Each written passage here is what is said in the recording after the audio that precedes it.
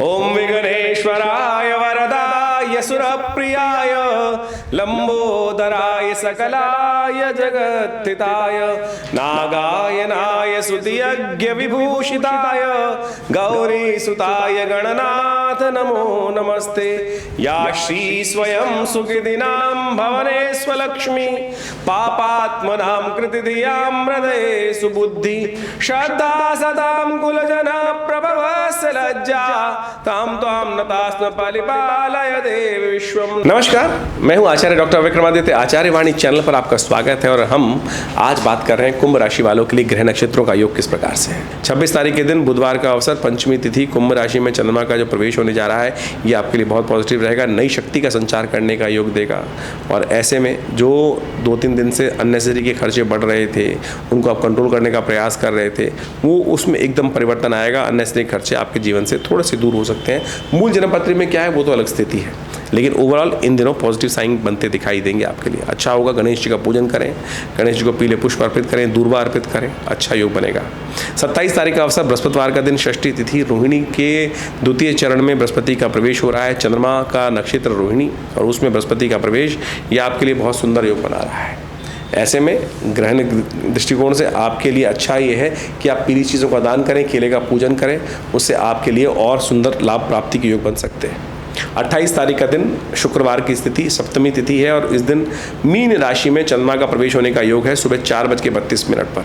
और ये मीन राशि में चंद्रमा का प्रवेश आपके लिए धन का आगमन करने का, आशीर्वाद से प्राप्त कर माता पिता बड़े जन के आशीर्वाद लेकर आप बहुत सुंदर तरीके से चीज़ों को और शुभ कर सकते हैं, क्योंकि शुक्र भी इन दिनों पुनर्वसु नक्षत्र में प्रवेश करेंगे जो बृहस्पति का नक्षत्र है। बस ध्यान ये रखना है कि विचारों की दुविधा ना हो, दुस्वाभाविकता ना हो, हाँ ना इधर उधर के विचार, दो अलग अलग कॉन्सेप्ट्स आपको परेशान कर सकते हैं कि इस रास्ते पे जाना है या उस रास्ते पे जाना है। शुक्र इन दिनों अस्त है, बृहस्पति इन दिनों ताकत में है, तो यदि पीली तिलक लगाकर, पीला केसर का सेवन करते हुए, गुरुजन का आशीर्वाद देते हुए कार्य करोगे तो सही दिशा प्राप्त होगी। एक काम और कर सकते हो, भगवती का मंत्र या देवी सर्वभूतेषु बुद्धि रूपेण संस्थिता नमस्तस्यै नमस्तस्यै नमस्तस्यै नमो नमः, इस मंत्र का जप करना भी आपके लिए शुभ रहेगा।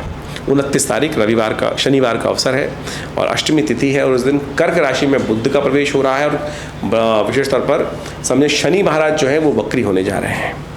आपकी राशि में चलते हुए शनि महाराज की वक्री होने के कारण शक्ति बढ़ जाएगी, लेकिन मंगल ग्रह विशेष तौर पर और ज़्यादा आपके पुरुषार्थ को गलत डायरेक्शन में ले जाने का प्रयास कर सकते हैं, क्योंकि शनि से दृष्ट हैं। तो ऐसे में ध्यान रखना है आपको, गलत रास्ते में ना जाएं, ध्यान रखते हुए कार्य करें। शुक्र इन दिनों चल रहे हैं अस्त और इसका भी ध्यान रखते हुए कार्य करने का प्रयास करना, लेकिन बुध जो है वो विशेष तौर पर गलत ध्यान रखने का प्रयास कीजिएगा। बुध आपका 6ठे भाव में जा रहा है, रिपु स्थान में जा रहा है, जो आपके विचारों को ही आपका शत्रु बना सकता है। तो ऐसे में ध्यान रखने की ज़रूरत है। बुद्ध के मंत्र का लगातार जप करें, हो सके तो फिटकरी चलते पानी में डालने का प्रयास करें, यह आपके लिए अच्छा उपाय है, इसको करेंगे तो अच्छा रहेगा। 30 तारीख का दिन रविवार का अवसर है, नौमी तिथि विद्यमान है और चंद्रमा का परिवर्तन का योग बन रहा है। मेष राशि में चंद्रमा का जाना यह आपके लिए सुंदर है। भगवान शिव का ध्यान कर आप अपने भाग्य को जगा सकते हैं। ओम नमः शिवाय का जप करें, ओम नमः शिवाय का लगातार जप करते हुए शिव का ध्यान करें, कल्याण होगा। ज्योतिष एक प्रत्यक्ष विज्ञान है। ग्रह नक्षत्रों के परिवर्तन का प्रभाव संपूर्ण संसार में होता है।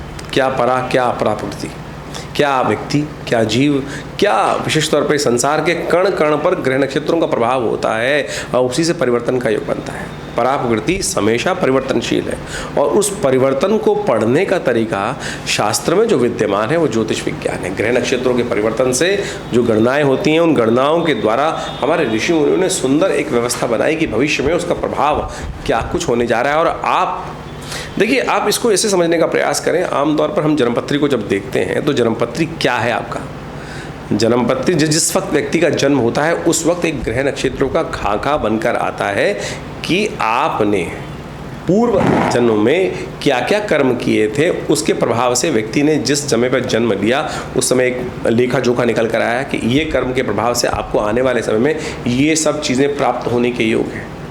और उस दिन से जब जन्म लिया तो यानी अब आप ये समझ लीजिए, जैसे आप एक इसको ऐसे समझें कि आप बैलेंस शीट बनाते हैं, सीए बैलेंस शीट बनाता है ना, 31 मार्च तक को ईयर एंडिंग में एक बैलेंस शीट बना दी गई और उससे क्या प्राप्त हो गया कि इस पूरे साल में क्या लेखा जोखा आया, क्या कमाई की, क्या लॉस हुआ और कितना अच्छा कार्य किया, आपके लिए सरप्लस कितना रहा, डेबिट कितना है, क्रेडिट कितना है, आपके खर्चे में क्या आगे आने वाले समय में क्या कुछ लेकर आ रहे हैं। तो वही प्रभाव है, यानी 1 अप्रैल से जब नया कार्य आरंभ करते हैं तो वो सब चीज़ें आपके लिए होते हैं। अब या तो उसको बैठ के खा लो, या जो नुकसान है उसको बैठ के रो लो, या कर्म कर लो, उसको और बढ़ाने का प्रयास करो, शुभ रूप करने का प्रयास करो। तो यही प्रभाव ज्योतिष के विज्ञान के अनुसार से है कि जन्मपति तो केवल लेखा जोखा है, आपने पूर्व अर्जित कर्म के अनुसार से पूर्व जन्म में जो किया, और अब आगे बढ़ने के लिए कौन से कर्म आपको सही चाहिए, कैसे कर कर आप उसको ठीक कर सकते हो, यही विज्ञान है। यही ज्योतिष ने बहुत सुंदर तरीके से समझने का प्रयास किया और हमारा इस चैनल के माध्यम से आपके समक्ष जुड़ने का यही अर्थ रहता है कि हम आपको बताएं कि सही दिशा कैसे रहेगी, कौन सी दिशा पे आपको चलकर क्या कुछ, कहाँ हिंड्रेंसेस आ रहे हैं, कहाँ रास्ता स्मूथ है, कैसे आपके जीवन में आप ग्रह क्रम जो है, घटनाएं जो है, वो किस दिशा में आपको ले जाने का प्रयास कर रही हैं और कैसे आपको उसको अपने जीवन में लाभ के लिए, शुभ के लिए यूज कर सकते हैं। शास्त्र कहता है बड़े भाग्य मानुष्य तन पावा। इस संसार में मनुष्य तन जो है, शरीर जो है, बड़े भाग्य से मिलता है और उसको ऐसे ही बेकार ना करें। विज्ञान के अनुसार से, शुभ योगा योग के अनुसार से चीज़ों को समझते हुए उसको हमें आगे बढ़ाने का प्रयास करना चाहिए, सही मार्ग पे अपने आप को डालने का प्रयास करना चाहिए। ये एक्सपेरिमेंट करने का धंधा नहीं है। आप, हमारे ऋषि मुनियों ने बहुत अनुसंधान कर कर बहुत सुंदर तरीके से जीवन को चलाकर सुंदर व्यवस्था बनाने का, सुंदर जो व्यवस्था है अनादिकाल से व्यवस्था करने का प्रयास किया। आज हम मूढ़ हैं जो अपनी संस्कृति पर विश्वास नहीं करते। विश्व में बहुत सारे लोग आज हमारी संस्कृति पर, इस ज्योतिष विज्ञान पर विश्वास कर रहे हैं।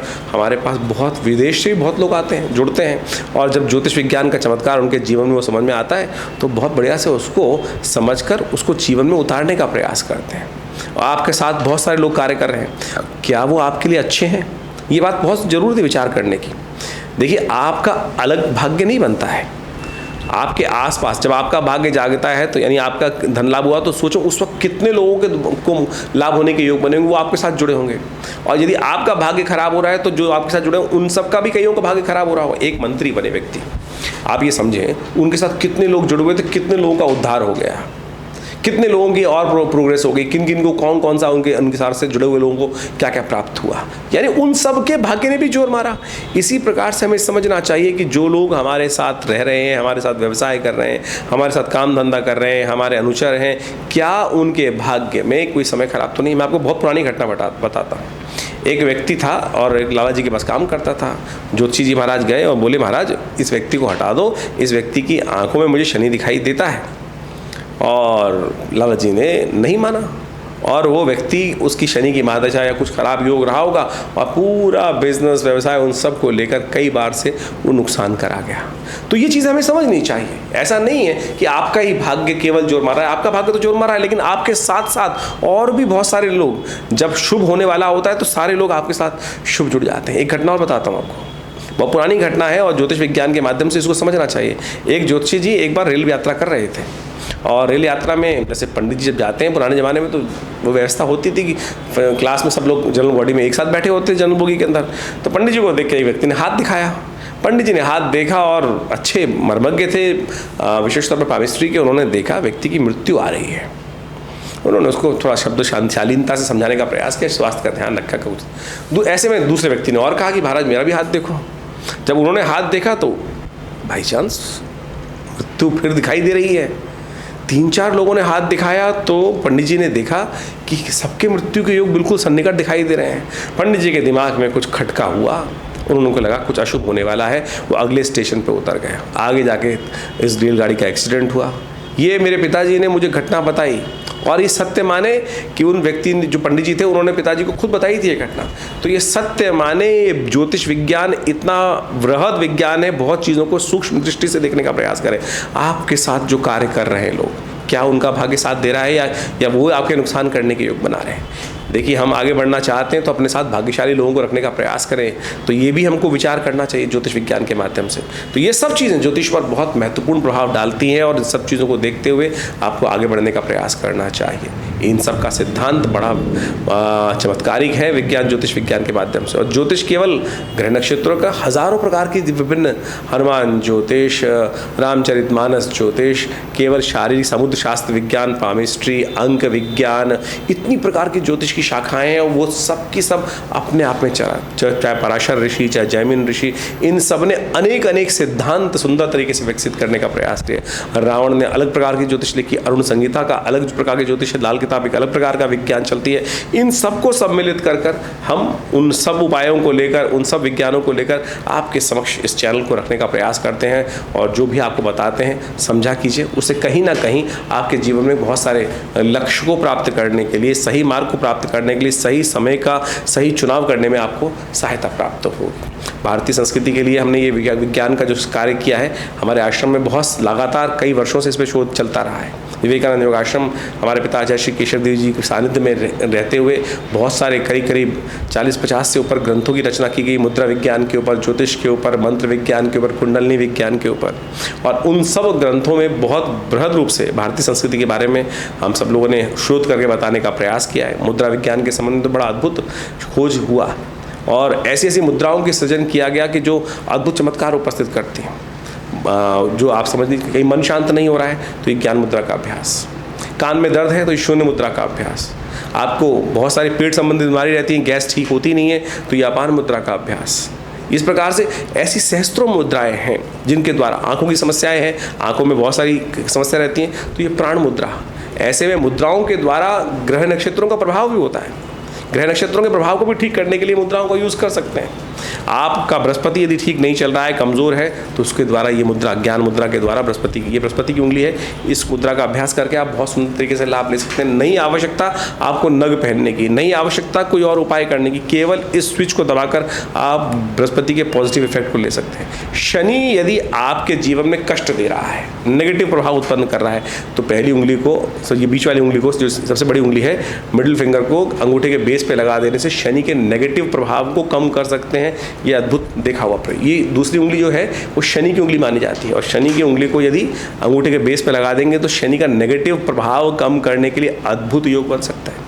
कीर्ति का योग बनना है, सूर्य कमजोर है व्यक्ति की कुंडली में और सूर्य राजनीतिक क्षेत्र में आगे बढ़ने का प्रयास नहीं कर रहा है, तो अनामिका उंगली को अंगुष्ठ के अग्रभाग से लगा दे तो ये सूर्य के प्रभाव को बढ़ाने के लिए अद्भुत कार्य करती हैं। ये मुद्रा विज्ञान का चमत्कार है। तो ये सब शास्त्र में वर्णित है और हम अपने आश्रम के माध्यम से इन समस्त विज्ञानों को आपके समक्ष समय समय पर रखने का प्रयास करते हैं। समय समय बहुत सारे आध्यात्मिक कार्यक्रम भी विवेकानंद योग आश्रम में चलते रहते हैं। हर रोज़ करीब नित्य का प्रति 8 घंटे करीब यज्ञ रहता है। आप भी उन यज्ञों में सम्मिलित हो सकते हैं। हर रविवार को होने वाले इस यज्ञ में सादर तौर पे हम सबको सम्मिलित करते हैं। उस यज्ञ में सुबह 8 बजे से लेकर 10:30 बजे तक ये कार्यक्रम रहता है। बाकी विवेकानंद हॉस्पिटल योग प्राकृतिक चिकित्सा आयुर्वेद का एक बहुत बड़ा संस्थान है, भारत सरकार के साथ कार्य कर रहा है।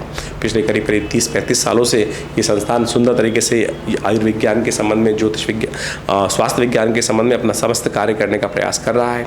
तो और माँ भगवती दुर्गा का बहुत सुंदर शिव विग्रह यहाँ विराजमान है। उनके सानिध्य में बैठकर आप उनका दर्शन करें, यज्ञ करें। अभी विशेष तौर पर गुप्त नवरात्रि आरंभ हो रही है और ये बहुत अद्भुत योग रहेगा गुप्त नवरात्रि का।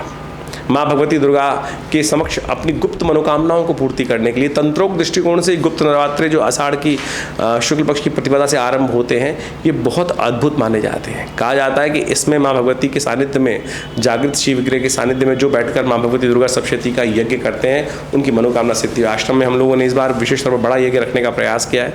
आप भी उसमें सम्मिलित हो सकते हैं। जो अभी आषाढ़ की शुक्ल पक्ष की प्रतिपदा से समय आरंभ हो रहा है, ऐसे में माँ भगवती का सुंदर शिव विग्रह का दर्शन करके, पूजा करके आप लाभ लेने का प्रयास कीजिए। बहुत सुंदर तरीके से आपकी मनोकामना सिद्धि का योग बनेगा और कल्याण के योग बनेंगे। 6 तारीख से ये सुंदर यज्ञ आरंभ होने जा रहा है 9 दिन के लिए। उसमें दुर्गा जी के विशिष्ट यज्ञ की सुंदर व्यवस्था रहेगी। आप सब लोग उसमें सम्मिलित होंगे तो आनंद रहेगा।